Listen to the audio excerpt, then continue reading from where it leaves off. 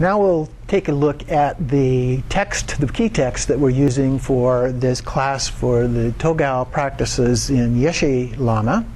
And as we looked at the outline of this in the beginning session, we talked about the ways that Togal are more sublime as a part of this, and then the Togal practice, discerning mind from wisdom. So those are the main topics that are included in this today, and I will be reading it as before in order to give you the oral transmission for the text as a part of this.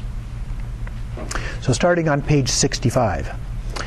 Second, to explain the path of the great light of Togal, there are two divisions: the ways that this is more sublime than Trekcho and the actual exceptional path. First, the great omniscient one asserts that there are 7 ways Togal is more sublime. If presented here through Trekcho, there is no potential to purify the objects of confused perception, such as mountains, boulders, earth, and so on. The difference is that through Togal, appearances arise as the 5 lights. So that is the first one. That which is called awareness, that is primordial clear light, is determined through Trekcho to be non-conceptual emptiness that is merely lucid. But in Togal, by emphasizing the key points, the difference is that the wisdom avenue opens up and the nature of phenomena is witnessed through radiance. So we actually witness that through the light. So that's the second one. With Trekcho, one searches for the clarity of having abandoned the confused projections of the impure avenues of the 6 sense organs. The difference is that with Togal, since the entranceway of pure light is opened through the wisdom mind, the unimpeded sense organs are able to utilize the appearance of the indivisibility of space and wisdom as the 4 luminosities, or 4 lamps, that we will learn more about later. So that's the third one. With Trekcho, because one is dependent upon the coarse winds and channels, deviations and hindrances breed. Once that occurs, due to the strength of the elements, there will be dependence upon age. Here, with Togal, since coarseness is the object to abandon, at the moment of the binding through the key point to the 3 states of motionlessness, that would be body, speech, and mind, one takes the path of genuine wisdom of winds and channels free from the effort of fixating. So we don't have to concentrate on those. Therefore, the difference is that the body is liberated as clear light by exhausting all coarseness. That's the fourth one. With Trekcho, if the luminosities do not achieve their full extent, it is still possible for liberation from the physical body to occur. However, though the body does dissolve into particles, it is impossible to dissolve into clear light. Without dissolution into clear light, the temporary karmic body, the contained sense constituents and so forth, cannot reach the ultimate ground. So that was the 5th one. One who is unable to attain the Vajra body of the great transference, let me correct myself. Actually, the dissolving into clear light was the 5th one, and the reaching the ultimate ground is the 6th one. Then, one who is unable to attain the Vajra body of the great transference, endowed with the great waves of clairvoyance, the eye of prajna, and the miraculous powers, is incapable of accomplishing great waves of benefit for the welfare of others. So that then is the 7th one. Observe the difference between the Lord of all victors, Padmasambhava, and the Mahasiddhas of India and Tibet. To summarize, even within Hatha Yoga, of the 3 classes of mind, expanse, and upadesha, the mind class emphasizes the platitude of one's own clarity, while the expanse or space class relies on freedom from the ground. Neither one directly realizes awareness. Even with the 3 of the 4 cycles of the upadesha class, Trekcho, there is the expectation of liberation in the bardo. Here, since there is the key point of liberation in the light body, Togal, the unconfused result will be discovered through the path of confused perception. This difference will be understood by those who possess the eyes of prajna. So what we're seeing is no different than what anybody else sees, but through our understanding of prajna, we get what the difference is between the two of those, and that is the wisdom, the prajna. For the second, there are four. The second part, then, there are four subcategories here. The important points for Togal practice, the path that reveals the actual key points, the signs that delineate the stages of the four preliminaries, and the supplementary upadeshas. So we will be looking at those over the next few weeks. But we begin here with the important points for Togal. For the first, the key point of this king of all vehicles is to discern between mind and wisdom. The intrinsic nature of the mind is the radiance of the nature of phenomena, but when united with the winds, the mind becomes like a crippled person that has mounted a blind, unruly horse. In this way, the mind is not separate from discursive thoughts. So we need to do something about that. Concerning this, within the lungs is a channel that resembles the shaft of wheat filled with wind and is the source for all breathing. From that channel, by the strength of the expansion of the individual networks of channels, there comes to be the objective appearances of the five organs, which assume the functionality of the passions and karma. It states in the charnel ground that partakes of the aggregates tantra, even though the nature of mind is wisdom, it appears as the manifestation of duality. With breath as the horse, circumstances are encountered. So that's a reference to the Buddhist idea that from these essences, things begin to manifest and they begin to become more solid in our mind, and we begin differentiating and labeling and so forth, and out of that comes ultimately our suffering, various forms of suffering. So it is.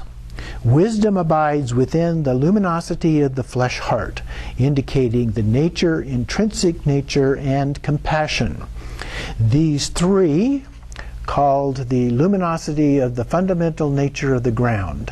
It is similarly stated in the reverberation of sound.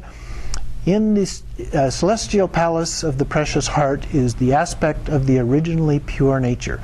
This is the radiance of the embodiment of emptiness and clarity, appearing in the manner of a vase body with face and hands, abiding as a spontaneously present orb of light. Each color of compassion is lucid.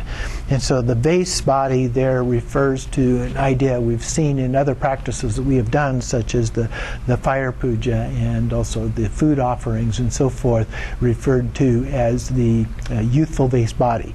And it's a reference to Dharmakaya, or our Buddha nature in our heart. Thus, being naturally non-existent, it abides only as the ground for the arising of clear light. That is why, entering the middle way, it also states when the mind ceases, kayas manifest. Thus, similarly, so the idea is that when we cease thoughts, thinking, and different kinds of sensations, perceptions, then the natural state can arise, first the three kayas and so forth. Thus, similarly, the method for purifying the wind mind is that all of the vehicles up to the secret vehicle, although relying upon the effort-based paths of the generation and completion stages, discursive thoughts and their functionality are merely rendered dormant. Failing to understand even the key point of remaining inactive and allowing the elements to be pure in their own place, there is delusion concerning the methods for taking the result as the path in dependence upon the key point of the entranceways, that being the three doors, or body, speech, and mind. That is why all activities of the body, speech, and mind, virtuous and non-virtuous alike, must be completely forsaken. Training with the method of calming the wind awareness is the crucial point. In the Clear Expanse, it states all outer, inner, and secret activities are completely forsaken through body, speech, and mind. So again, we're letting go, let go and let be, and just resting in that natural state is the basic experience here of trekcho, of rigpa. Thus it is, in this way, within a motionless state, adopting the manner of a corpse in a charnel ground, the activities of the three doors are forsaken, and the way of recognizing the path of arising of wisdom is as follows. The channel connecting the heart to the eyes is the wisdom channel called the hollow crystal kati. In the precious golden rosary it states, the channel that connects the jewel to the ocean is white, smooth, and hollow within. Here, the great wisdom is the vital essence of the vital essence flows unsullied by blood. So it's a separate from the other channels and so forth that operate within the body. So from the heart and then the channel itself connecting to the eyes and projecting outward. Thus, as taught, the moment the body is initially conceived, there is a knotted channel of procreation that exists through the function of water. At the knot, two eyes come into existence. The eye of luminosity and the eye of the elements. From the eye of the elements, the body is produced. From the eye of luminosity, the light of wisdom is illuminated. In the center of the pupils are the channels resembling the horn of an ox, subtle at the base and broad at the tip. So they go from small to large, kind of like a cone, or in this case, the horn of an ox. Along with that, there is a clear, radiant, water-like channel, both white and dark, called the water luminosity of the far-reaching lasso. This is the water here is referring to the eyes, and the far-reaching lasso is our sight. With a lasso, we rope something out and we bring it back in. And so the eyes not only project it outward, but they also allow us to see that projection. To give more details, the Omniscient One has said, though the pure light channel, through the pure light channel, the appearance of wisdom can be sustained. From that support, the perception of confusion occurs. Therefore, those with prajna will know that there are these two aspects of the support and supported. Thus, this teaching is even referred to in the Heart Essence Tantra itself as follows. That which connects the heart to the eyes is the great naturally occurring secret wisdom channel called the hollow crystal kati. Thus, these wisdom perspectives are extremely compatible.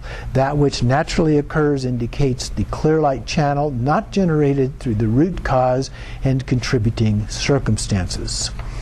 Through this interdependence, the way that the four luminosities or lamps, such as the luminosity of the empty vital essence, like the fan of a peacock, is as stated in the naturally arising. The four luminosities are as follows: the luminosity of the empty vital essence, of the space awareness, the space of awareness of the self-emergent prajna, and the water luminosity of the far-reaching lasso, all of which abide within every living being. So it is. The fact that even the subtlest support of the water luminosity of the far-reaching lasso can perceive things as large as mountains, houses, and the like is due to the subtle aspect of the winds. Ultimately, by purifying the four elements, including karmic winds, this matures as the four luminosities due to the wisdom wind. By perfecting the strength of the four visions, which are the support for the luminosities, arriving at the ground of exhaustion, the manner in which the pith decision occurs is as stated in the treasury of the precious genuine meaning. First, it is necessary for the visions of Togal to arise. It is then necessary to be without fixation during the meditation. And finally, it is essential that everything becomes exhausted. Since awareness is combined with winds in order to achieve the immutable resting place, it is necessary to purify the aspect of winds. With the increase of the aspect of the radiance of awareness, it is once again necessary that the radiance of awareness reach exhaustion in the inner basic space. This wisdom intent is difficult to comprehend due to the kindness of the Guru. After a long time, I was also able to realize this. Thus it is. These exceptional appearances of the clear light, natural great perfection, are referred to in a hidden way in many of the great tantric treatises, such as the magical manifestation matrix of Manjushri. So what he's referring to here is that there is evidence of these things going way back in a variety of different sources, even going back into some of the tantras. But they're described as being hidden because they are not fully explained. The explanations of those things is traditionally said to have been given orally rather than in writing.